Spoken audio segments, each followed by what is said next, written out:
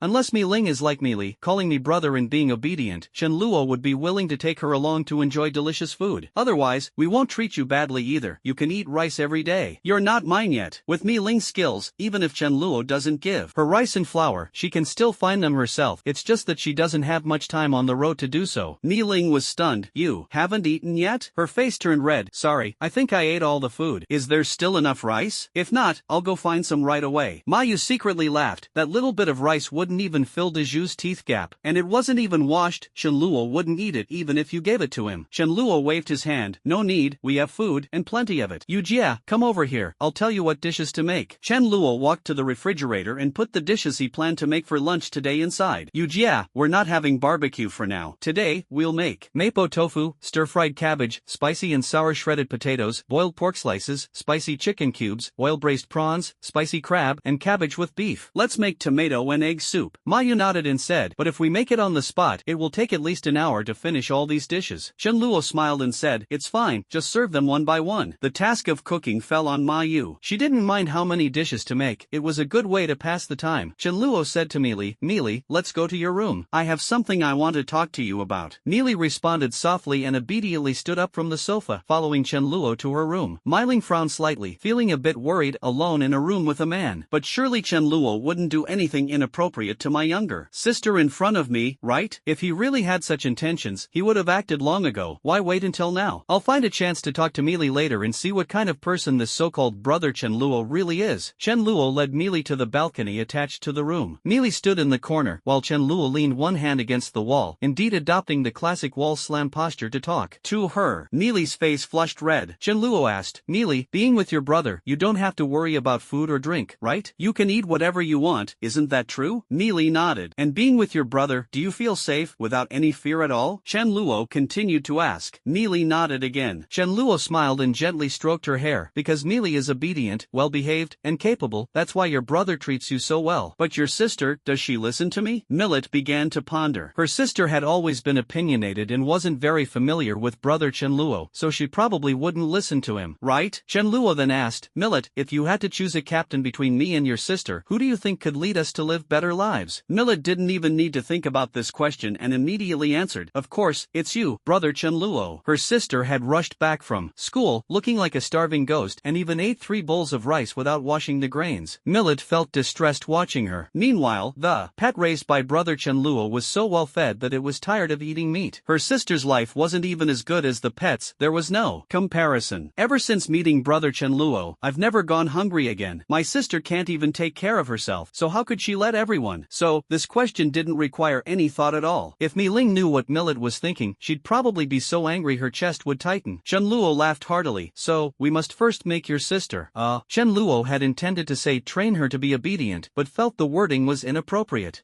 Make her listen to me. Otherwise, if your sister and I argue at a critical moment and have a disagreement, it could lead to irreparable consequences. By then, it would be too late. Meili nodded solemnly. Yes, we must make sure my sister listens to you. Chenluo said with a smile, before your sister listens to me, I won't share my supplies with her. Otherwise, if she eats my food, drinks my water, and still resists me, wouldn't that be pure injustice? Meili felt this reasoning made a lot of sense. Chenluo patted Meili's shoulder with satisfaction. So, later, let her watch us eat. When she listens, then she can eat. Remember, we're doing this for her own good. Meili echoed, this is for my sister's own good. After Chenluo successfully completed his plan, he walked out of the room with Meili. At this moment, Mi Ling already sensed something unusual. Why was there such a fragrant smell coming from the kitchen? She watched Mayu take out ingredients from the refrigerator one by one, then glanced at the connected battery and suddenly realized that the refrigerator was still usable. Mayu cast a glance at Mi Ling. Although Chenluo had said not to let her eat, he hadn't said she couldn't watch. It seemed this was intentionally done for her to see. In the past, she would always close the kitchen door to prevent the smell of cooking oil from spreading. Mi Ling exclaimed, why are you taking out so many things? Are you planning to make several dishes? Times are tough, just stir-fry one dish, trust me. In the future, you won't even be able to eat these. Mayu replied, this is what Chenluo instructed. How much to make is not up to me. Mi Ling hurriedly ran to Chenluo. Chenluo, this is too wasteful. Even if we can finish it, we shouldn't eat like this. What will we eat tomorrow after it's all gone? Chenluo chuckled. Today you reunited with Meili, and Meili is happy. We must celebrate. Mi Ling was taken aback, but we can't do this, it's too extravagant. Chenluo waved his hand, this is my stuff, so don't worry about it. Seeing that persuasion was futile, Mi Ling decided not to say anything further. She just secretly hated herself for eating too hastily earlier. Although she was starving, her stomach probably couldn't hold much more. There was no way they could finish all this food. Thinking about it, all these dishes were her favorites, and it had been so long since she'd smelled the aroma of chili peppers. This Chenluo is really something, willing to bring out so much delicious food to celebrate my reunion with Meili. As soon as the meal started, there was mapo tofu and boiled sliced pork in chili oil. The fragrant and numbing aroma filled the living room. Mayu's cooking skills were hard to come by even before the apocalypse, let alone now. Mi Ling only had to take a whiff, and her mouth began to water uncontrollably. Her stomach even started to feel faintly hungry again. Taking advantage of the fact that no one was paying attention, she swallowed hard. Naturally, everyone waited for all the dishes to be served. Before eating, just like at a regular gathering, playing on their phones, chatting, and patiently waiting. Mi Ling kept reminding herself not to rush, these dishes weren't going to fly away. Judging by the speed at which the dishes were being served, she'd be able to eat soon enough. If any zombies dared to cause trouble, she wouldn't hesitate to chop them down. Finally, all 8 dishes were served, leaving only the soup. By this point, Mi Ling was already fidgeting in her seat, but she still forced herself to appear calm, as if she wasn't craving or in a hurry. Chenluo took 4 bottles of iced tea out of the fridge and placed them on the dining table. Mi Ling was puzzled. 5 people, but only 4 bottles? Was there not enough? Then I just won't drink, she thought. I can focus on eating the dishes. Mi Ling finally made it to mealtime, her heart so excited it was practically on fire. Even if there was nothing to eat tomorrow, it didn't matter. At least this meal would be satisfying. Live for the moment, drink for today, and worry about tomorrow's troubles tomorrow. Time to eat. Chenluo looked at Mi Ling strangely. What are you doing sitting here? Mi Ling also looked puzzled. Doesn't it make no difference where I sit? I'm not sitting on your lap, I'm sitting next to Meili. What's the problem? She understood what was about to happen, and her sister was surely craving but had no way to act on it. Meili couldn't help but feel a pang of sympathy, but for her sister's sake, she had to endure for now. Chenluo was a good person, sister, just bear with it. Chenluo coughed lightly. We're about to eat, and it's not really appropriate for you to sit here. If you'd like to watch us eat, you can stay here. Mi Ling froze for a moment and asked in shock, what do you mean? There's none for me? Chenluo looked surprised. Why would you think there's some for you? Didn't you already eat? Mi Ling said incredulously, you said it was to celebrate my reunion with Meili. Chenluo nodded, that's right, but I didn't didn't say I was bringing you. At this table, except for you, everyone is my people. Only my people can eat the delicacies I risked danger to bring. Shenluo said to Meili, Meili, are you my person? Call me brother. Meili shyly lowered her head. Yes, I am Shenluo brother's person. Dezhu, what about you? Sudaju nodded and said, through mountains of knives and seas of fire, brother, I'll be with you. Was this a show of loyalty? Mayu quickly said, Shenluo, you saved me, this kindness can never be repaid. The Dharma King barked loudly, indicating that he was also one of the master's people. Fried small fish, as long as Rice wanted to eat it, Shenluo would have Mayu fry it fresh for him. This dish tastes best when freshly fried. Rice, who was eating small fish, immediately put down the fish in his mouth, unwilling to be outdone, and patted his chest and belly with his paw. I live and die with Shenluo. Shenluo smiled and said, see, everyone at this table is either my people, my dogs, or my cats. They're all with me, so I'm willing to share with everyone. And who are you? You're not qualified to eat with us, are you? Unless you also agree to listen to me, call me brother, and follow me. Only then can you join. Listen to him, call him brother? Miling stood up in shame and anger. Shenluo, don't go too far. You think you can humiliate me like this over a meal? Let me tell you, I, Miling, do not eat food given with disdain. Miling angrily sat down on the living room sofa, growing more furious the more she thought about it. Wasn't this clearly a way to mess with someone? Not informing her in advance that she wouldn't be given food, only to tell her she wasn't included when the meal was ready. Is one meal such a big deal? I'm Miling, haven't I eaten before? Or am I unable to resist temptation? Should I kick them out? Miling thought angrily, this is my home, but she quickly dismissed the idea. Shenluo was indeed infuriating, but Ling knew how to distinguish between right and wrong. Shenluo had taken care of Fan, and Ling couldn't retaliate against him. Like this, it would make her seem petty and incompetent. How hateful. The spicy aroma of Sichuan cuisine kept tempting Ling. Normally, she wouldn't care, but the food she'd been eating over the past half-month was unbearable to recall. Seeing Fan constantly eating greasy dried fish, Ling frowned and said, Fan, don't always eat such greasy things, it's bad for your stomach.